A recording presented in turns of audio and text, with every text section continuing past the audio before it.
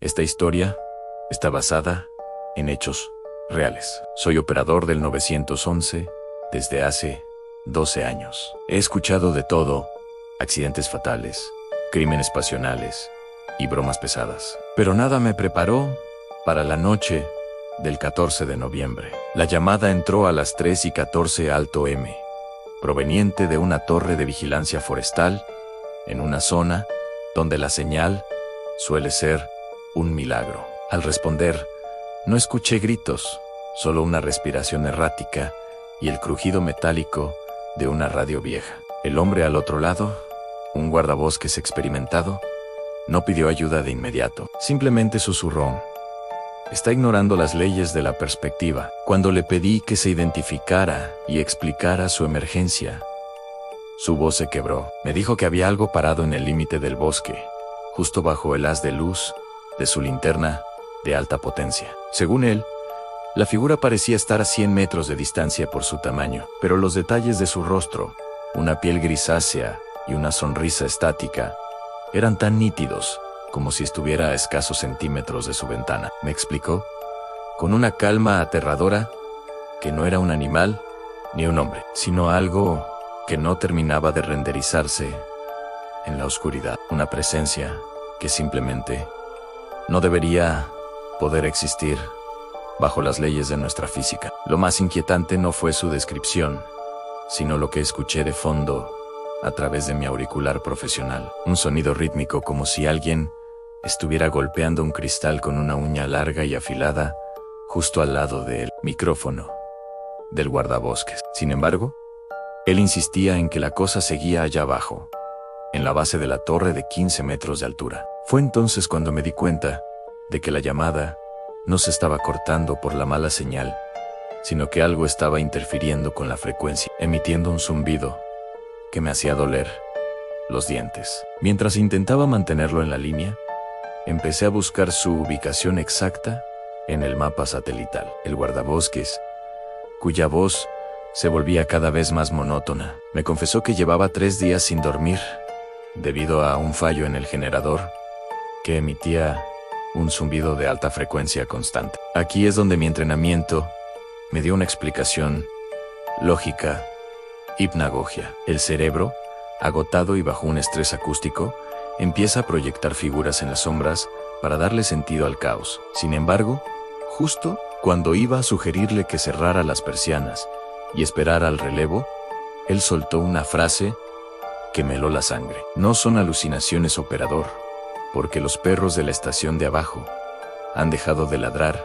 al mismo tiempo. El silencio que siguió en la grabación fue absoluto. En las zonas rurales, el silencio total es una señal de peligro biológico. Significa que los depredadores están cerca. Le pedí que revisara las cámaras de seguridad del perímetro si aún tenían energía. Escuché el tecleo pesado y luego un sollozo ahogado. El hombre me describió que las cámaras no mostraban a nadie, pero los sensores de movimiento infrarrojos se estaban encendiendo uno tras otro en una secuencia perfecta, dibujando un círculo exacto alrededor de la base de su torre. Algo con masa térmica estaba allí, moviéndose con una precisión matemática que ningún animal del bosque posee. De repente, el sonido del cristal siendo golpeado se intensificó. Ya no era un golpeteo errático, sino un código en 3 golpes cortos, 3 largos, 3 cortos ansos, pero no lo estaba pidiendo él. El sonido venía desde el exterior del vidrio, a 15 metros de altura, donde no hay ningún balcón ni escalera de acceso. Fue en ese momento cuando mi supervisor se acercó a mi estación, me puso una mano en el hombro y al escuchar el audio por el altavoz, palideció. Me susurró que esa misma torre había sido clausurada hacía 2 años, tras la desaparición de 3 guardabosques. La llamada que yo estaba atendiendo, técnicamente, provenía de una línea que ya no existía. Mi supervisor, con el rostro desencajado, envió una patrulla de intervención rápida a las coordenadas de la Torre 4, mientras los oficiales se desplazaban. Yo me negaba a soltar el auricular. El hombre al otro lado, a quien ahora llamaré el guardián, empezó a describir cómo la figura fuera de su ventana estaba empezando a mimetizar su propio rostro a través del reflejo del cristal. Me hablaba de una consistencia de cera y de cómo el frío de la montaña parecía estar filtrándose por los cables del teléfono. Yo intentaba calmarlo, dándole instrucciones de seguridad estándar, pero mi propia lógica fallaba.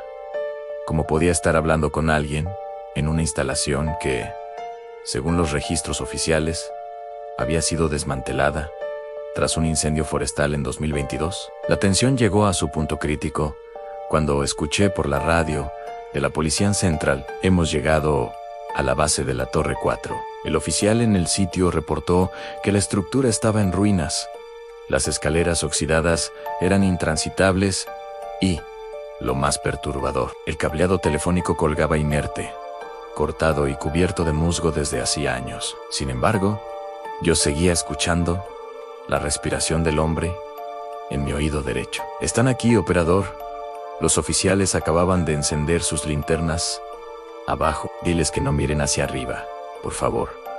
Diles que no miren», me suplicó el guardabosques con un hilo de voz que no parecía humano. En ese instante, la realidad se dividió en dos. Por un lado, el oficial informaba por radio que la cabina de la torre estaba vacía, con las ventanas rotas y el interior devorado por la maleza. Por el otro, yo escuchaba a través del teléfono el sonido de un cristal rompiéndose y el grito desgarrador de un hombre siendo arrastrado hacia el vacío. El oficial, en tierra, se detuvo en seco, y su voz cambió por completo en central. «Hay algo mal. He encontrado un auricular de teléfono antiguo tirado en el suelo.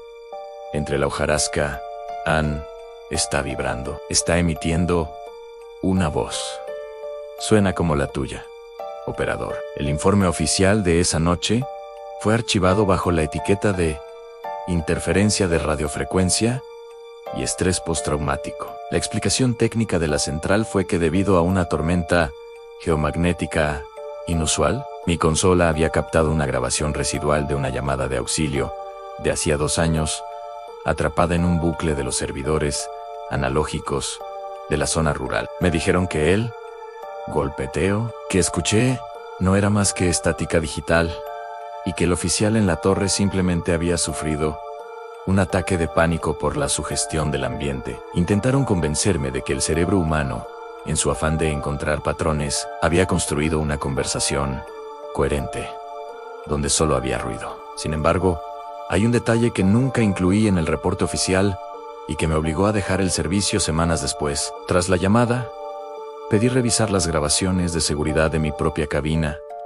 en el centro de despacho. En el video, se me ve hablando solo, con el auricular pegado a la oreja, durante 40 minutos. Pero lo que me heló la sangre no fue mi monólogo, sino lo que captó el micrófono ambiental de la sala. Cada vez que yo guardaba silencio para escuchar al guardabosques, la aguja del monitor de audio de mi consola subía al máximo, registrando un sonido que no era estática. Era el sonido de alguien en una habitación vacía, intentando imitar mi propia voz con una precisión mecánica, repitiendo mis palabras un segundo antes de que yo las pronunciara. Hoy vivo lejos de las montañas, en una ciudad donde el ruido nunca cesa, porque le temo al silencio. A veces, cuando el teléfono de mi casa suena por error y no hay nadie al otro lado, no cuelgo de inmediato. Me quedo escuchando, esperando no oír ese sutil crujido metálico, porque sé que,